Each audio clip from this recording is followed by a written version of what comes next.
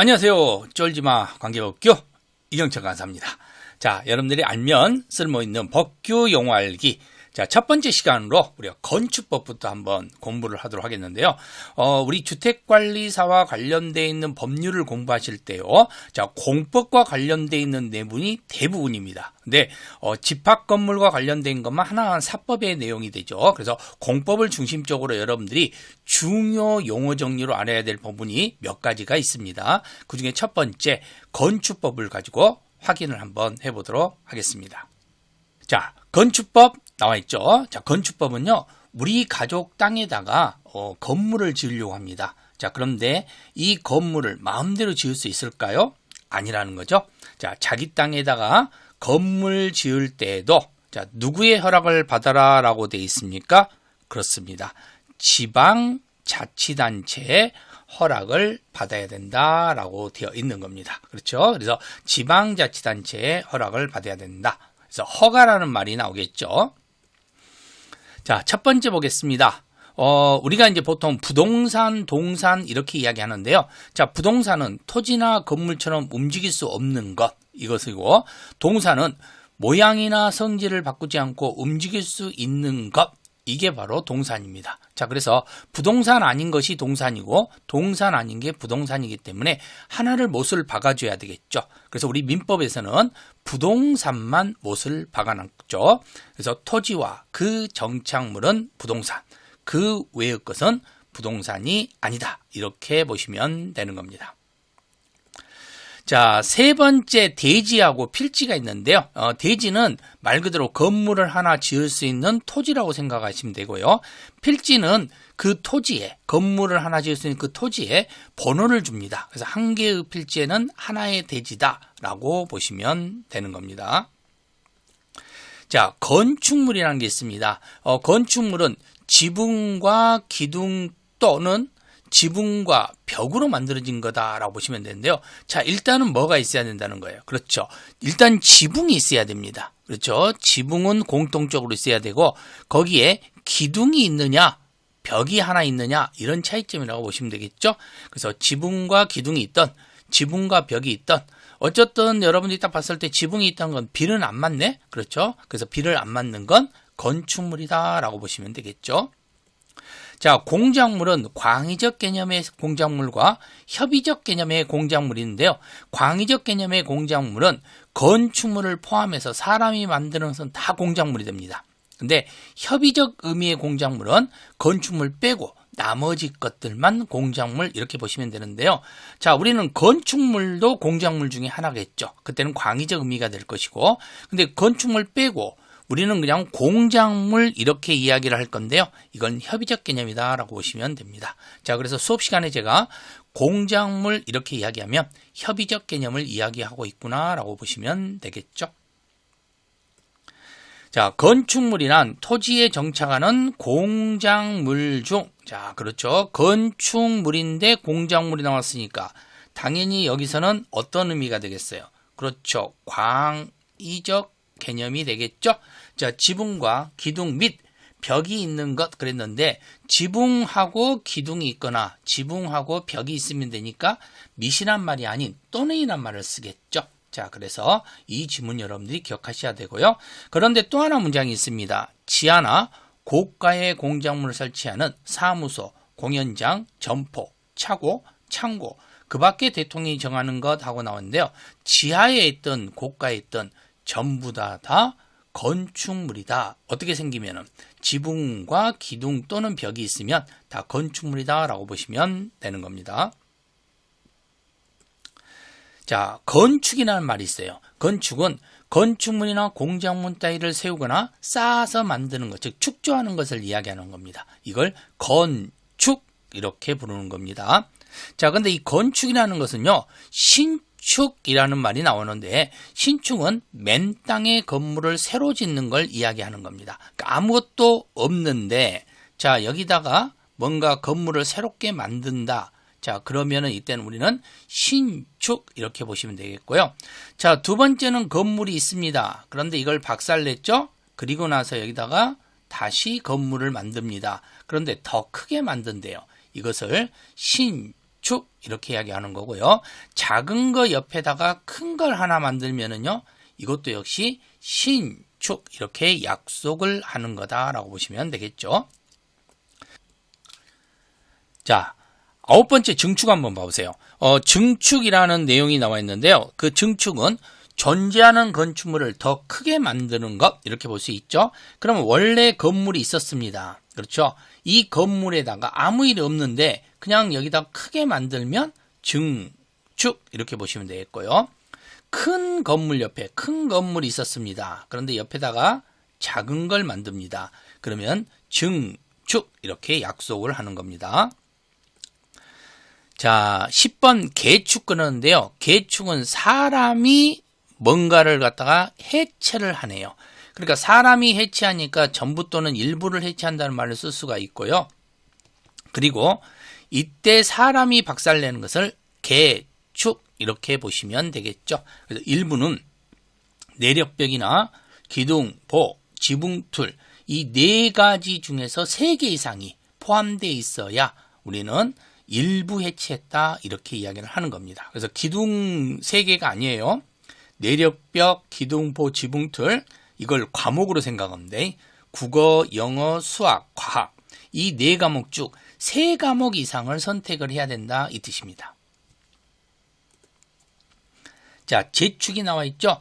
재축은 하늘이 박살내는 거네요. 그래서 하늘은 멸실시켰다고 이야기하고 사람은 해체시켰다라고 이야기를 하는 겁니다. 됐죠? 그래서 하늘은 전부 또는 일부라는 말을 쓰지 않겠지.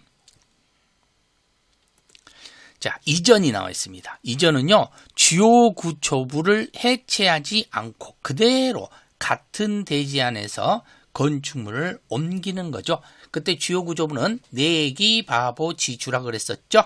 그래서 이걸 해체하지 않고 이렇게 보시면 되는 겁니다. 자, 이전은 주요 구조부를 해체하지 않고 옮기는 것이다. 이게 중요한 겁니다. 주요 구조부를 해체하지 않고, 그렇죠?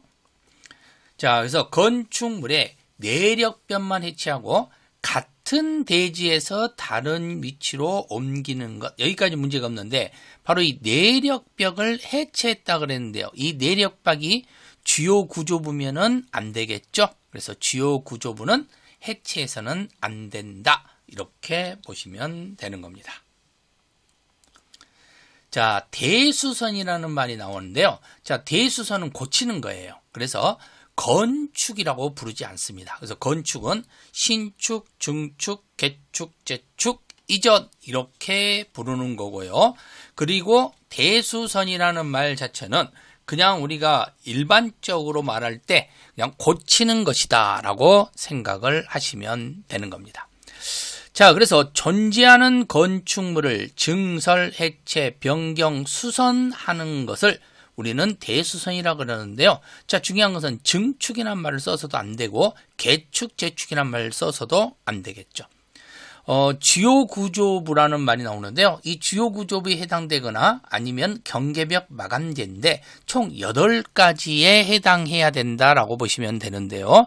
이때 주요 구조부가 내기, 바보, 지주라고 그랬죠. 그때 바닥 안에는 방화를 포함시키고요.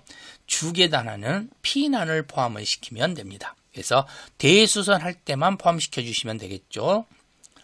자, 그리고 수선 변경을 할 때만 숫자 문제가 생깁니다. 증설해체는요, 숫자 안 나옵니다. 1개를 증설하든 2개를 증설하든 1개를 해체하든 다 대수선입니다.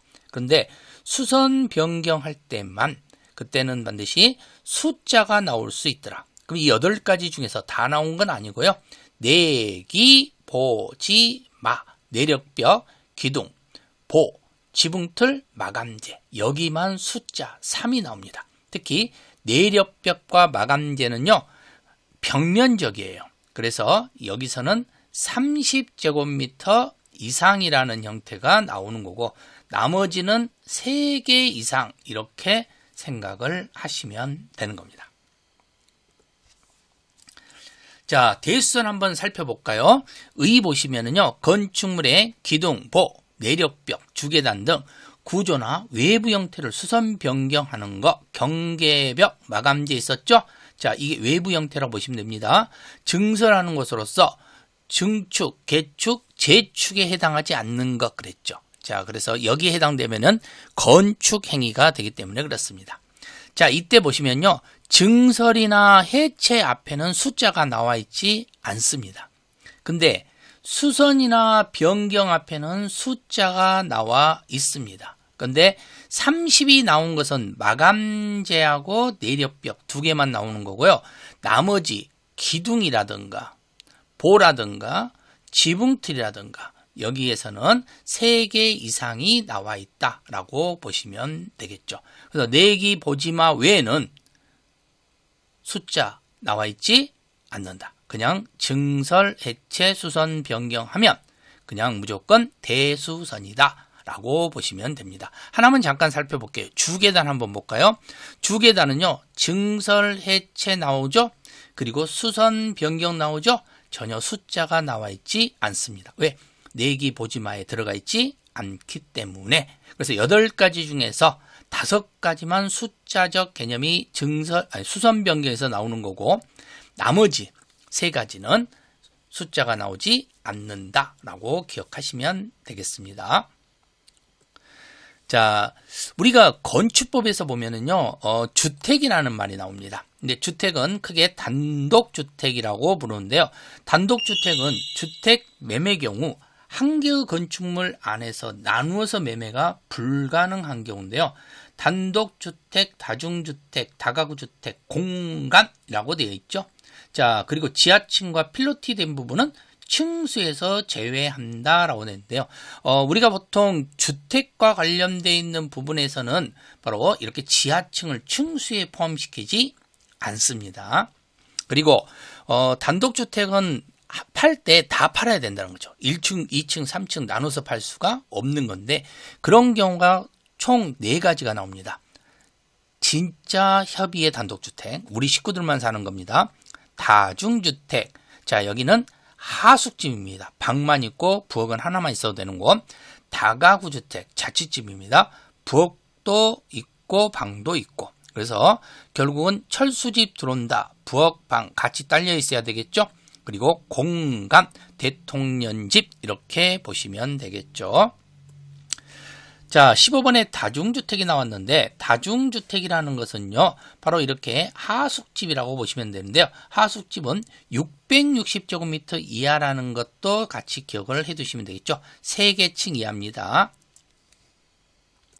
근데 다가구주택도 역시 660제곱미터 이하면서 3개 층 이하입니다. 헷갈릴 수 있겠죠. 자, 그런데 다가구주택은 단독 취사시설이 되어 있는 자취집이라는 것 이렇게 기억하신다면 헷갈리지 않겠죠. 자, 그래서 우리는 단독주택은 단독주택, 다중주택, 다가구주택, 공간 이렇게 구분을 하고 있고 특히 다중주택과 다가구주택을 반드시 비교를 좀 하셔야 된다는 것. 자, 다중주택은 공동주택에 해당한다? 아니라는 겁니다. 그렇죠? 단독주택에 해당한다는 거죠. 그래서 공동주택이 아니라는 사실. 자, 공동주택은요, 주택 매매의 경우 한 개의 건축물 안에서 나누어서 매매가 가능합니다. 그래서 101호만 팔 수 있습니다. 207호만 팔 수 있습니다. 그렇죠? 아파트, 다세대, 연립, 기숙사입니다.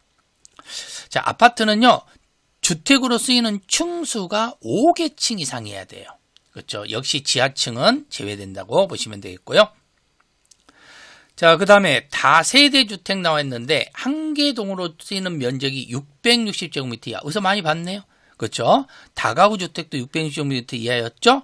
그러면서 여기는 4개 층 이하입니다. 그렇죠?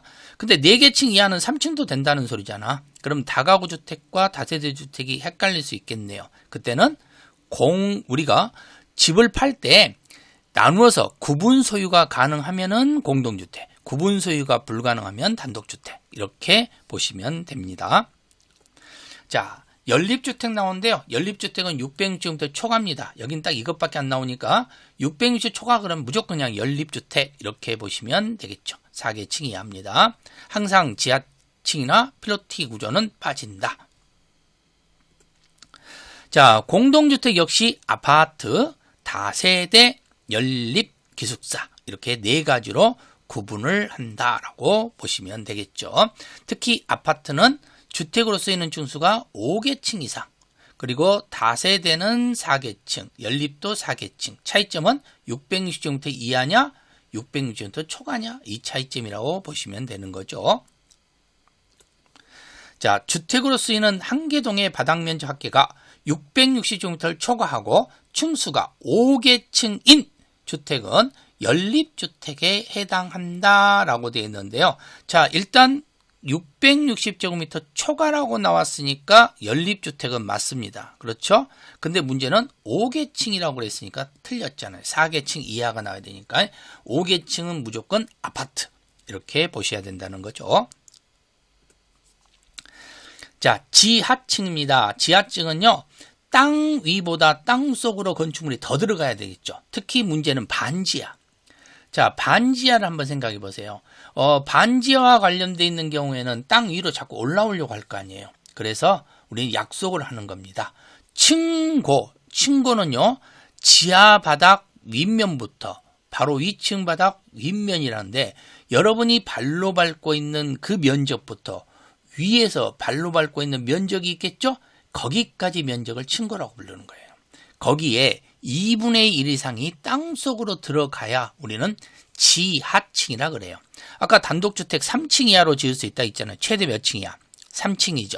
근데 만약에 지하층이 1층 취급을 받아버리면 결국은 건물이 낮아질 수밖에 없겠죠. 근데 지하층이 지하층 취급을 받으면요, 층수에서 제외되니까 3층을 위에다 지을 수 있을 거 아니에요. 그러니까 지하층이냐 아니냐에 따라서 이 3층이 사라지느냐 그대로 존재하느냐 이 차이점이 된다는 것도 주의하시기 바랍니다. 자, 거실이 나왔는데요. 거실은 주거시설 중에서 사람이 생활하는 모든 방은 다 거실입니다. 욕실이나 보일러실에 사람이 생활하는 건 아니잖아요. 그래서 여기는 빼고 사람들이 거기에 있으면서 뭔가 일을 하거나 공부를 하거나 작업을 하거나 이런 건 다 거실이다. 자, 부속 건축물이라고 그랬잖아요. 건축물 안에다가 건물이 또 들어간다? 이건 말이 안 되겠죠. 같은 대지 안에서 따로 분리되어 있는 경우 이것을 갖다 우리는 부속 건축물 이렇게 부른다라고 보시면 되는 겁니다.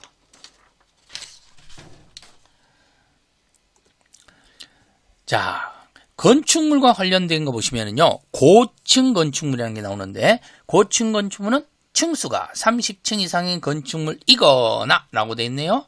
높이가 120m 이상인 건축물 이렇게 나와 있는데요. 자, 우리가 30층 이상 건축물은 고층 건축물입니다. 또 30층이 아니어도 29층이면 고층 건축물이 아닌데도 높이가 120m 이상이면 건축물이 되는 겁니다. 자, 그래서 고층 건축물은 둘 중에 하나예요. 30층 이상인 건축물 아니면은 높이가 120m 이상인 건축물. 근데 고층 건축물은 둘로 나누네요. 준초고층과 초고층으로 분리를 합니다. 자, 초고층 건축물이란 층수가 50층 이상인 건축물입니다. 아니면 높이가 200m 이상인 건축물 이렇게 보시면 되겠죠.